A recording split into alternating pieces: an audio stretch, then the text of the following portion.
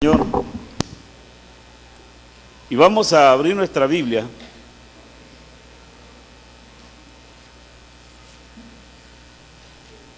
en el capítulo 15 de 1 Corintios. 1 de Corintios,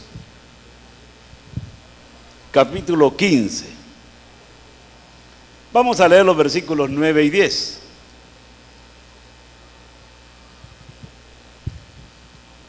Primera de Corintios 15, 9 y 10.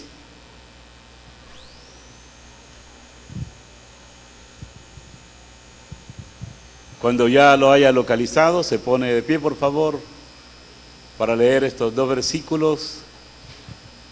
Y yo le voy a pedir toda la reverencia debida en este momento y en todo el tiempo que estaremos recibiendo la palabra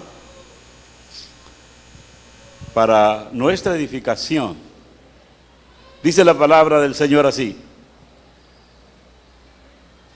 porque yo soy el más pequeño de los apóstoles, que no soy digno de ser llamado apóstol, porque perseguí a la iglesia de Dios. Pero por la gracia de Dios soy lo que soy, y su gracia no ha sido en vano para conmigo. Antes he trabajado más que todos ellos, pero no yo, sino la gracia de Dios conmigo. Padre, te agradecemos esta mañana por la bendición tan grande de estar reunidos un grupo de tus hijos con el fin de honrarte, glorificarte, darte, Señor, todo el honor y la gloria que tú siempre mereces. Ahora que me propongo predicar tu palabra, Señor, reconozco mis limitaciones y acudo a ti, Señor, para que me des la sabiduría, las palabras adecuadas para transmitir este mensaje al corazón de los hermanos. Que tu palabra pueda surtir el efecto para lo cual tú la enviaste, tal como dice tu palabra en el libro del profeta Isaías.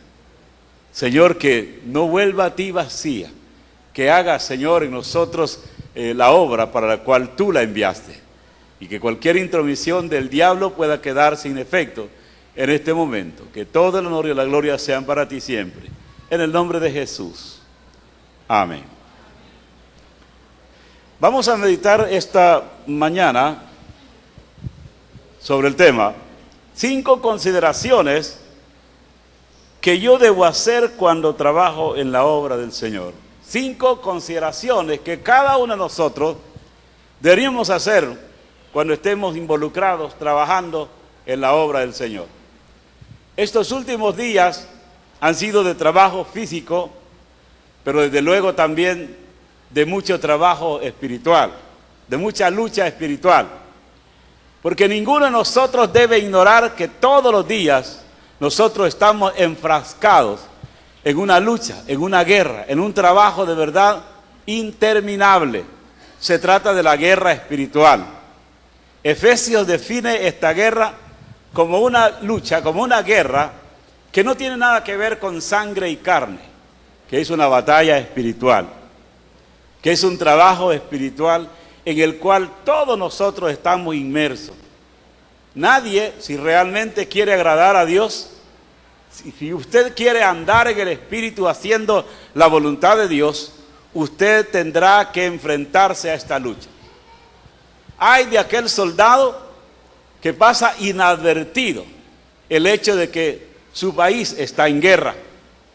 Ay de aquel cristiano que todavía no se ha enterado, como buen soldado de Jesucristo, que estamos de verdad sumergidos en una guerra, en una batalla todos los días contra el enemigo. La Biblia dice que esta guerra es contra huestes espirituales de maldad en las regiones celestes, es decir, contra el mismo diablo. Y esto produce, desde luego, desgaste. En toda guerra hay desgaste, hay pérdidas humanas en la guerra, ¿no es cierto? Se derrama mucha sangre y hay pérdidas humanas. Hay muchos muertos, ¿verdad? Y hay también muchos heridos que resultan de la guerra. En la batalla espiritual es igual. Desde luego que habrá lesiones, desde luego que habrá mucho desgaste. Ahora, ¿qué necesitamos nosotros para enfrentarnos a esa lucha, a ese trabajo diario, al diario vivir, al diario caminar en el Señor, necesitamos, como Pablo recomienda, toda la armadura de Dios. Efesios 6. Ahí dice Pablo que debemos vestirnos de toda la armadura de Dios para que podamos resistir. Para que podamos resistir, dice otro escritor sagrado, en el día malo. Necesitamos nosotros estar armados hasta los dientes. Armados hasta los dientes para poder resistir los embates del enemigo. Entonces estamos trabajando espiritualmente. Hay una lucha desgastante todos los días. Y eso desde luego también se refleja en el aspecto físico. La obra del Señor muchas veces requerirá de un esfuerzo físico, de trabajo físico. Hemos estado aprendiendo los domingos por la tarde en los estudios que Jonatán ha estado impartiendo acerca de cómo este hombre llamado Nehemías se involucró en un macro proyecto que tenía que ver con la reedificación de los muros destruidos allí en Jerusalén. Y esto implicaba no solamente un trabajo físico, pero también espiritual. Pero enfocarse en lo físico, hermanos, también es desgastante. La Biblia dice que hubo momentos en los cuales los que estaban involucrados en la obra perdieron el ánimo, se desanimaron por diferentes factores, porque habrá muchísimos factores utilizados por nuestros enemigos para hacernos debilitar y para hacernos cesar en la obra que estamos realizando. La tarea conjunta de los demonios y de todos los demás enemigos nuestros tiene que ver, hermano, con que nosotros cesemos de hacer la obra que el Señor nos ha encomendado. A más de algunos de nosotros en estos días que hemos estado martillando, que hemos estado pintando, que hemos estado invirtiendo dinero, dando la ofrenda, porque no solamente venimos a trabajar, sino que nos han pedido un sobre en el cual depositemos una ofrenda voluntaria. Y más de algunos de ustedes, y se lo digo por mi propia experiencia, hermano, más de algunos de nosotros hemos recibido algún mensaje proveniente de Sanbalat, que nos ha dicho, ¿y ustedes qué son las tonteras que están haciendo? Casa del juicio, ¿no han visto en la Biblia eso? ¿Y eso de dónde lo han sacado? ¿Y esos inventos? La verdad, hermano, es que no es un invento del Chele, ni del pastor, ni de los líderes. Es un invento para proclamar el Evangelio de Jesucristo. Es una forma diferente de hacer la obra de Dios.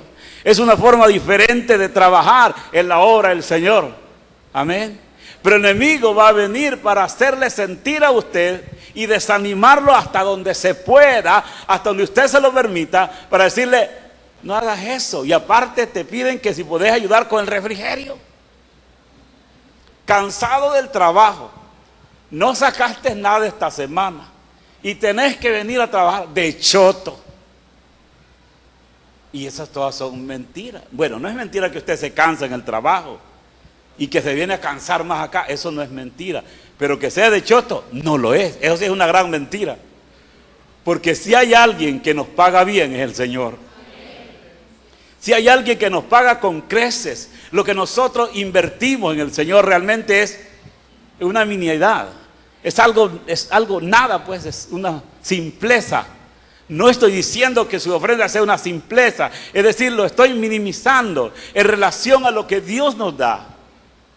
Pero el enemigo va a venir en estos días para desanimarlo a usted, para lograr el propósito de hacerlo claudicar. ¿No ve pues que a Nehemías le mandó a decir, venga, reunámonos? Cuando vio que Nehemías y los que con él estaban, su equipo, no paraban de hacer la obra a pesar del cansancio, a pesar de la crítica, Sanbalat dijo, bueno, si no puedes con tu enemigo, únete a él. Y le mandó una invitación certificada. Y le dijo, quiero que nos reunamos para que nos tomemos un buen café en uno de los restaurantes gourmet que hay por allí en Jerusalén y hablemos. Y hablemos, porque quiero que sepas, Nehemías, que nosotros también estamos contigo. Mentira, el diablo nunca va a estar con usted. Sus enemigos nunca van a estar de acuerdo con lo que usted está haciendo. Él quiere desbaratar la obra del Señor. Y si no lo logra a través de los mecanismos que ya tiene inventados desde su existencia, porque el diablo tiene principio en su existencia, hermano, él va a urdirlos, él lo va a inventar con tal de hacerlo a usted tropezar. ¿Y sabe qué le respondió Nehemías? Porque una y otra vez estaban hostigándolo, literalmente.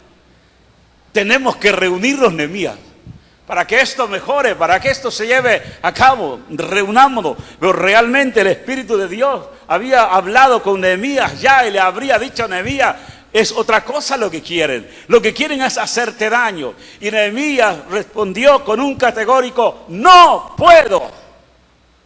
I'm sorry, no puedo. Porque yo estoy haciendo una gran obra.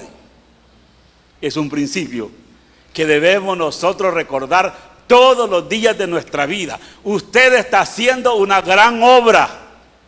Cada martillazo que usted pegue haciendo una división para que se lleve a cabo casa del juicio, cada brochazo que dé mal hecho, porque nosotros no somos pintores todos, y no vamos a quedar bien con los que son buenos pintando, pero no importa, hermano, no importa si no lo hacemos tan bien, o sea, perfecto. Pero si usted tiene esa entrega y ese interés, usted va a hacer las cosas para la gloria de Dios. Pero el enemigo va a estar ahí para decirle, y usted debe entender eso: usted está haciendo una gran obra, porque no es la obra de fulano de tal, porque no es la obra del señor Nehemías, porque es la obra del Señor Jesucristo. Y lo que pretendemos es exaltar a ese hombre que en la cruz del Calvario dio su vida por usted y por mí, de una manera diferente. Hay 5 cosas que así rápidamente, porque hoy vamos a tener que trabajar, darnos un montón de papeles. No solo hay que venir a trabajar, hay que traer para refrigerio, una ofrenda especial para pagar el recibo del agua, de la luz, etc. Pero hay que dar papeles, y gente que hasta se los va a rechazar. Usted tiene que estar preparado para todo eso. 5 consideraciones que te van a ayudar a mantenerte, que parece que no es ánimo, más bien parece que es más colaborando para que, si alguno se quiere regresar, porque ustedes son como ese ejército de Gedeón. Llevaba muchos, Gedeón, miles, y el Señor: todavía son muchos, le dijo el Señor. Todavía, Señor, muchos, pero es que voy a una batalla, a una guerra, Señor, llevo tantos porque los voy a necesitar. Sí, le dice el Señor, pero todavía son muchos. Llévamelos a las aguas, allí te los voy a probar, a ver quiénes son. Como que el Señor estaba desanimando, literalmente el Señor estaba desanimando al pueblo para que se quedara la nata y crema de aquel ejército, que algunos eran pusilánimes, aguados, que no estaban dispuestos a pagar el precio. Y el Señor los llevó a las aguas, y ¿sabe cuántos bebieron el agua como Dios esperaría que la tomara un soldado? 300 nada más. Pero 300 fueron suficientes para alcanzar el éxito, porque Dios es capaz de darnos el éxito con pocos o con muchos. Para Él no hay ninguna diferencia. Es más, Él lo podría hacer sin nadie. Amén. Mañana podría despertar uno y ver casa del juicio ya funcionando, y millones de personas queriendo entrar, pero está esperando el movimiento nuestro. Él está esperando que nosotros, como los sacerdotes que llevaban el arca del pacto, se mojaron los pies, las sandalias, y entonces el agua se dividió. Estoy hablando del agua del río Jordán. Y Dios está esperando que nosotros inventemos algo para respaldar. A veces, yo pienso que a veces, como que hasta nuestras locuras, algunos desvaríos que se nos salen por ahí, y el Señor conoce, Él nos da a nosotros la capacidad de seguir adelante. Lo primero que debes considerar al estar trabajando en la obra es que ni siquiera somos indispensables. Oiga eso. Yo no soy indispensable, menos. Yo soy el que menos he trabajado que todos ustedes en estos días. ¿Sí? Yo el que menos he hecho. Yo no he hecho nada. Ustedes han trabajado. No debe uno considerarse indispensable. Pablo dice lo siguiente de sí mismo: porque yo soy el más pequeño de los apóstoles. Yo soy el más pequeño. Y eso contrasta incluso, hermano, con el significado de su nombre. La raíz de la palabra Saulo, del nombre Saulo, es Saúl. Y en el hebreo, Saúl, su significado es grande. Pero Pablo ya no es grande. El significado de Pablo, que ya es griego, es pequeño. Y Pablo dice, yo soy el más pequeño de todos los apóstoles.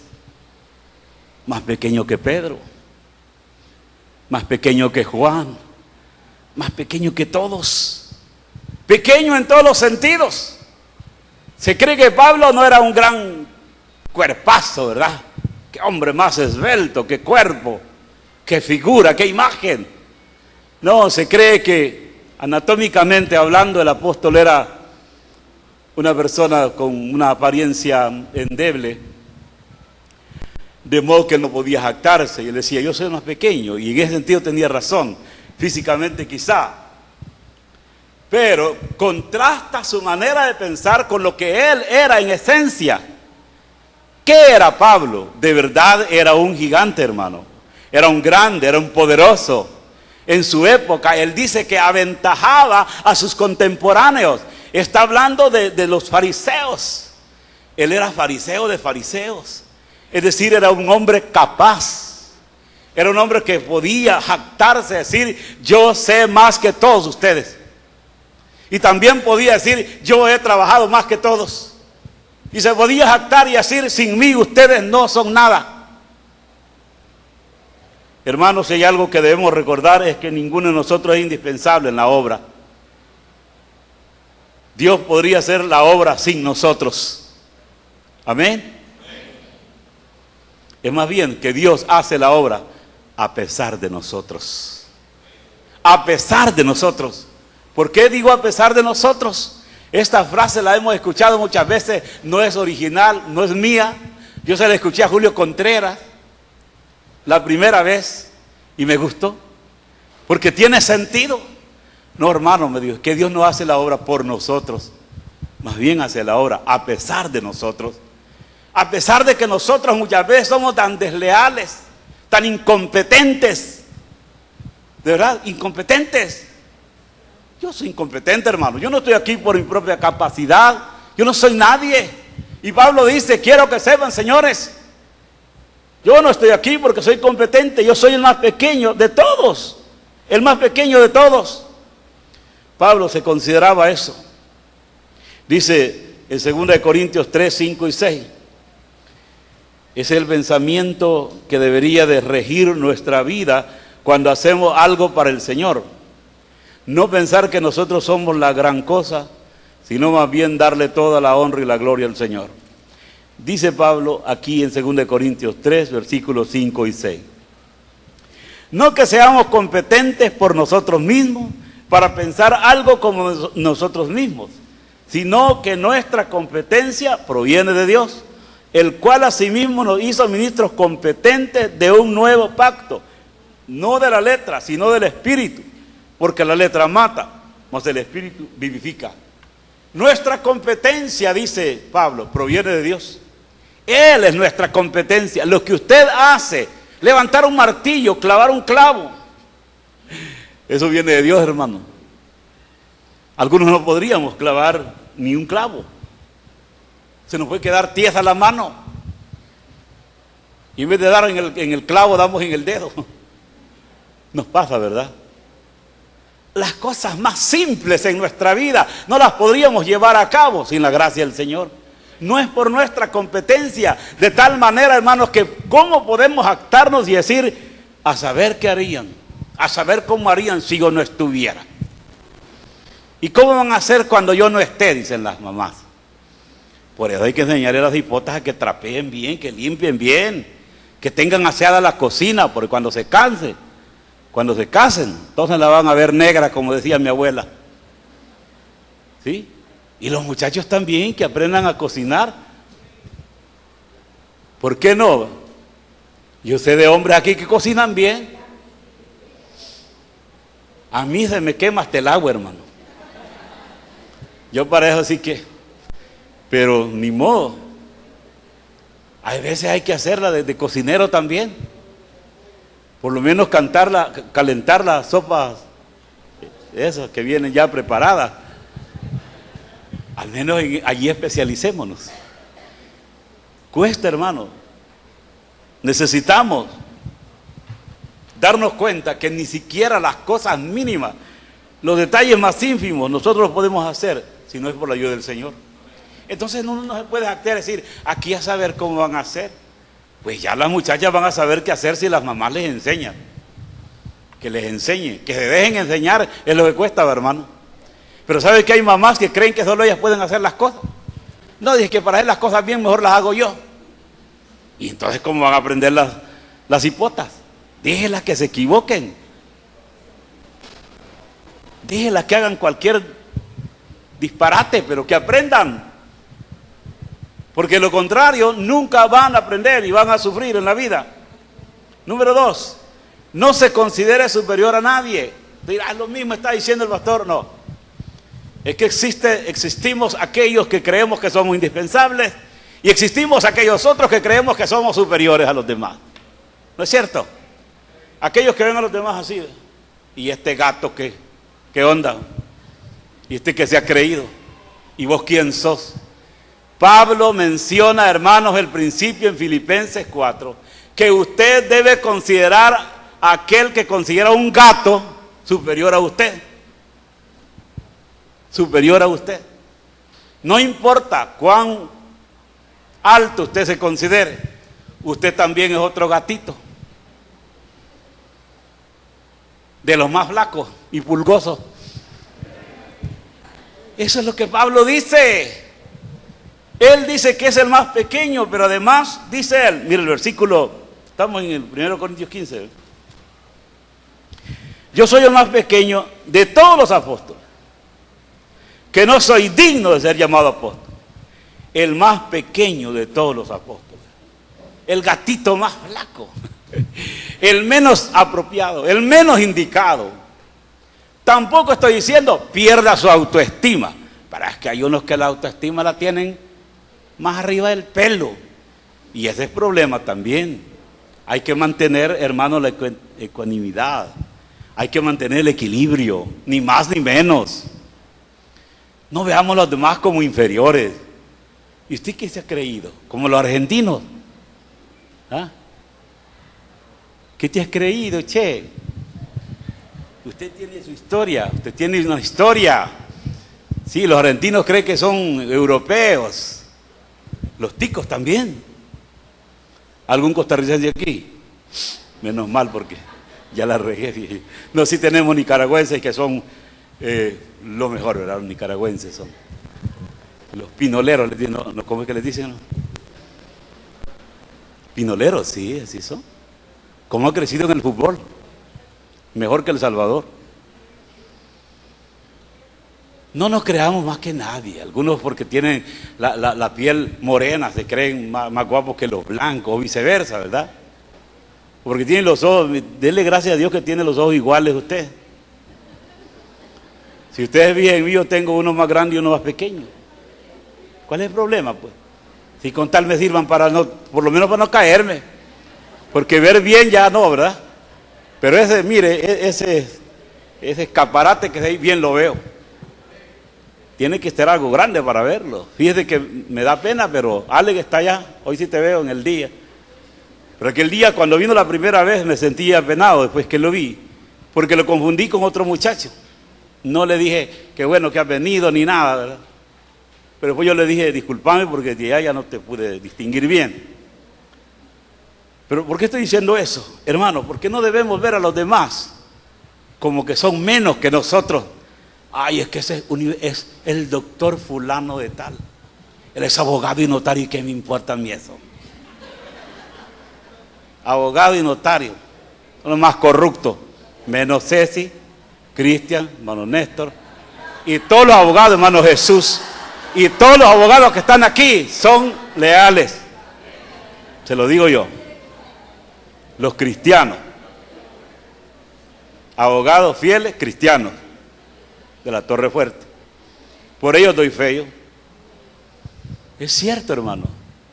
¿Por qué? No estoy diciendo que eso no es importante, sí es importante, pero eso no es lo más importante y no debemos nosotros querernos menos ni más que nadie. Pablo dice, yo soy el más pequeño de los demás apóstoles.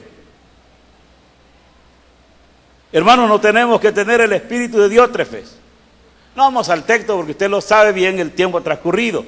Diótrefes era un hermano que menciona Juan en su tercera carta, que le gustaba tener el primer lugar. Pero había otro hermano también en esta iglesia que se llamaba Demetrio. Demetrio era todo lo contrario, era lo opuesto. Y Juan recomienda que no imitemos la actitud de Diótrefes, sino la de Demetrio, un hombre bueno, un hombre bondadoso, un hombre generoso. No nos consideremos mejores ni peores que nadie. Somos por la gracia del Señor lo que Él ha querido que seamos. ¿Y sabe qué es lo lindo en el Señor? Que somos parte de un solo cuerpo. Y Él nos usa de acuerdo a la capacidad que Él mismo nos ha regalado, que nos ha dado en su gracia. Por lo tanto, ninguno es más ni menos. Solo que estamos ubicados en el lugar donde Dios quiso ponernos, como en el cuerpo. Si usted observa la anatomía del cuerpo humano, se enterará. Somos todos diferentes, los miembros del cuerpo hacen una función diferente cada uno, pero de ninguno podemos decir que es menos importante. Yo no tengo la nariz más bonita, de lo cual no puedo jactarme. La tengo fea y se me puso más fea hace 2 meses. Ya estoy saliendo de la crisis, pero se me inflamó y se me puso como la de Cocolito. Horrible. Y aunque sea una nariz fea, ganchuda, chata, lo que usted pueda creer que es su nariz, es su nariz. Y esa le sirve para resollar, como decía mi abuelo, para respirar. Viera qué terrible se siente cuando uno está de verdad con ese problema. Y en la noche yo despertaba ahogándome literalmente. Y reseca toda mi garganta por respirar solo por la boca. Lo que estoy diciendo es que la nariz suya y mía puede ser no la más bonita, pero funciona dentro del cuerpo, en un organismo que trabaja unido, con un solo propósito, llevar a cabo las funciones de un solo cuerpo, y esa es la iglesia del Señor, y usted es miembro de esta iglesia, por lo cual usted debe sentirse bendecido de pertenecer al cuerpo de Cristo. Lo tercero que debemos recordar al trabajar en la obra es que no somos dignos. No somos dignos, ninguno de nosotros merece el lugar que tiene. Dice, porque yo soy el más pequeño de los apóstoles, que no soy digno de ser llamado apóstol. El trabajo de Pablo es el apostolado, predicador a los gentiles, etc. Su trabajo en el Señor, él dice, yo no era digno, ninguno de nosotros es digno de estar trabajando en la obra. Ninguno tiene dignidad propia. No podemos nosotros jactarnos y decir, bueno, yo porque soy yo, ¿verdad? Pero los demás a saber, yo sí merezco esta posición. Por algo me escogieron, porque seguramente han visto mi característica. No, hermano, todos calificamos de indignos. Todos calificamos de indignos, porque si Pablo lo dice, hombre, nosotros no somos mejores que Pablo. Él no era digno, yo tampoco lo soy. El único digno es el Señor Jesucristo. Pero Él nos ha dignificado cuando nos justificó mediante su muerte en la cruz. Al justificarnos también nos dignifica. Y ahora recibimos una dignidad otorgada, regalada, que es el resultado de su gracia. En cuarto lugar, debemos ser agradecidos con la gracia del Señor. La gracia que nos salvó, dice el versículo 10, pero por la gracia de Dios soy lo que soy. No se jacta, no ve a los demás con indiferencia, no cree que es digno, ni nada de eso. Pero también dice, le agradezco al Señor por lo que yo soy. Agradézcale al Señor por la licenciatura que obtuvo. Agradézcale al Señor que entre los miles de abogados que hicieron el examen para el notariado, usted lo pasó. Agradezca que usted es un buen obrero. Agradezca que usted tiene un empleo. Agradezca que tiene 2 ojos en vez de 1 aquí en la frente. Agradezcamos que tenemos 2 piernas que todavía nos cargan. Agradezcámosle al Señor la vida en general. Pero sobre todo, agradezcámosle al Señor que nos haya salvado sin merecerlo, gratuitamente. Y no solamente que nos haya salvado, sino que nos garantice que seremos salvos siempre.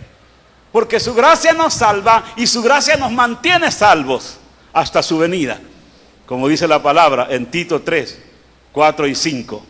Y por último, hermano, trabaje en dependencia de la gracia del Señor. Trabajemos en la obra, hagamos lo que tenemos que hacer dependiendo de su gracia. Pero por la gracia de Dios soy lo que soy. Y su gracia no ha sido en vano para conmigo. Antes he trabajado más que todos ellos, pero no yo, sino la gracia de Dios conmigo. Oiga bien, él dice, aunque no me jacto, aunque no considero a los demás inferiores a mí, aunque, en fin, no tengo yo méritos propios para trabajar en el Señor, yo podría decir que he trabajado más que todos. Podríamos nosotros decir, yo, gracias a Dios, he trabajado para el Señor. No por jactancia, pero he trabajado quizás más que todos. He trabajado más que todo y lo respalda su vida. Hermanos, debemos trabajar con diligencia. Pablo dice, escribiendo a los romanos en el capítulo 12, en lo que requiere diligencia, no perezosos. Para el trabajo en el Señor no debemos tener pereza, hermanos. Porque ya dije, y lo hemos dicho hasta la saciedad, aquí no nos van a dar un cheque por el trabajo que hacemos. Pero el cheque que usted recibe mensualmente, ¿de dónde cree que proviene? De la gracia de Dios. ¿De dónde viene esa remesa? ¿De dónde viene el regalo? ¿De dónde vienen los reconocimientos? Vienen de parte de Dios. Debemos reconocer que es la gracia actuando en nosotros y por nosotros, a favor nuestro, hermano. Pablo dice, no he sido yo en realidad, es la gracia del Señor en mí. Cuando usted esté trabajando para el Señor, diga, por la gracia de Dios, por la gracia de Dios. Y uno se mantiene y pasan los años y es por la gracia del Señor. Hace poco estuvimos en el aniversario de una iglesia allí que me conoce desde que era prácticamente un niño. Y yo me sentí honrado con una palabra que ella dijo, fíjese. Y no lo había comunicado, pero ahora se me sale y lo voy a decir. Ella dijo, yo siento al hermano Israel como que fuera mi hijo, Dios, una anciana, hermano. Una viejita. Y ya les pedí perdón a las hermanas también porque yo tan vanidoso y eso no me acordé de mencionarla. Ya les pedí perdón también, porque se me olvidó. Pero lo que estoy diciendo, hermano, el trabajo en el Señor no es en vano. No es en vano. Y si aquí nadie le reconociera a usted, viene un día que es el día de la premiación, que es el día en el cual usted va a recibir la recompensa que está en relación con el trabajo que usted realizó. Se llama el tribunal de Cristo. Segunda de Corintios 5:10, Pablo dice que es necesario que todos comparezcamos ante el tribunal de Cristo, para que recibamos de acuerdo a lo que hayamos hecho mientras estuvimos en este mundo, en esta vida, sea bueno o sea malo. Usted va a tener recompensa y van a ser recompensas eternas. No estoy hablando de la salvación no es una recompensa, la salvación no es un premio, la salvación es un regalo de Dios por medio de la fe. Pero los galardones se ganan, hermanos, los premios se ganan. Hace poco se llevaron a cabo las Olimpiadas en Río de Janeiro, fue, ¿verdad? Brasil. Y hasta uno se pone ahí con los vellitos ahí, que se le erizan, cuando ve, por ejemplo, a los atletas que suben allí al podio. Y todas las banderas pues son izadas, pero se quedan a media asta. La bandera que se levanta completamente es la del atleta que triunfó, el que ganó el oro. No solo lleva el oro, sino que honra a todo un país. Y es más, suenan las notas del himno nacional de ese país. Y qué honrados se sienten, ¿verdad? Y ellos lloran de emoción al oír pues las notas de su himno nacional. Y atletas que llegaron allí con tremendas dificultades y que lograron obtener el oro, lucharon hasta el final, lucharon con tesón, tuvieron que pagar un precio muy alto, pero al fin están recibiendo el galardón.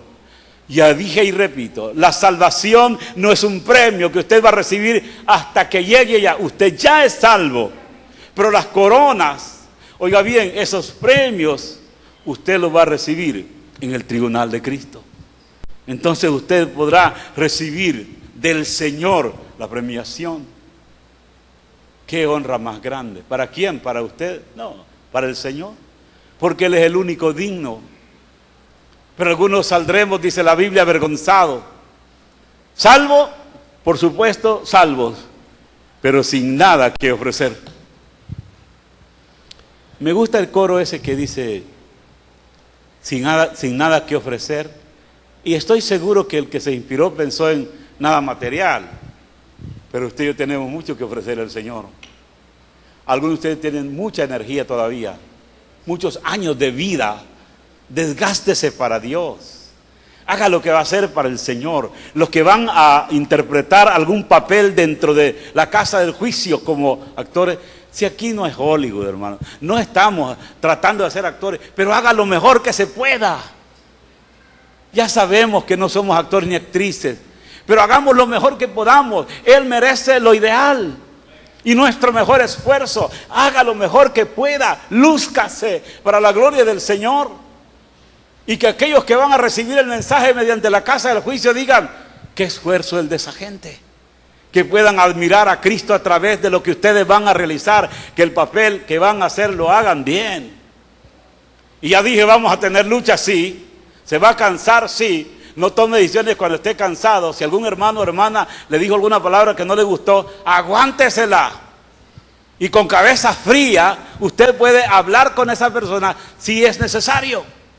Pero en el momento que nosotros abrimos la boca cuando estamos molestos, vamos a ofender peor que lo que nos han ofendido. Termino citando 1 Corintios 15, 58. Lo voy a leer para usted.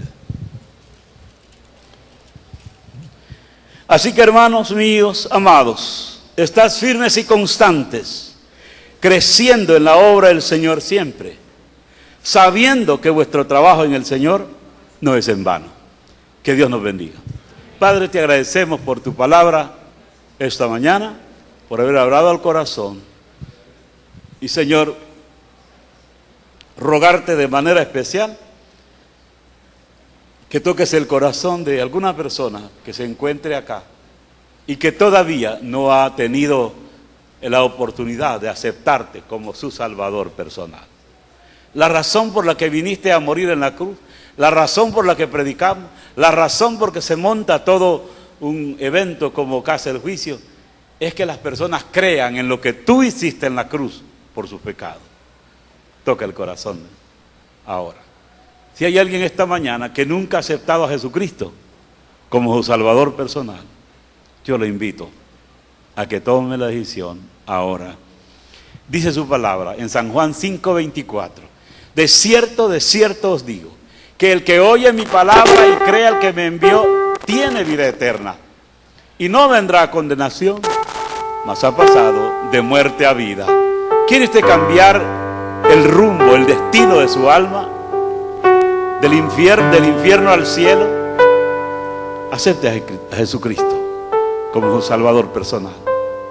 Puede levantar su mano ahí donde está. Vamos a orar por usted. ¿Hay alguien? Dice, yo quiero tomar esa decisión hoy mismo.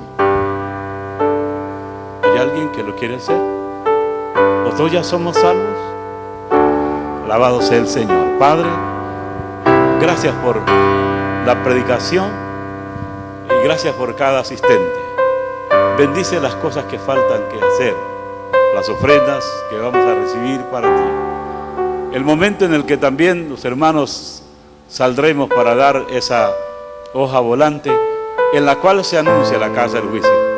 Que todos seamos conscientes de la necesidad que hay, que la gente se entere de lo que aquí estará pasando. En el nombre de Jesús lo pedimos. Amén.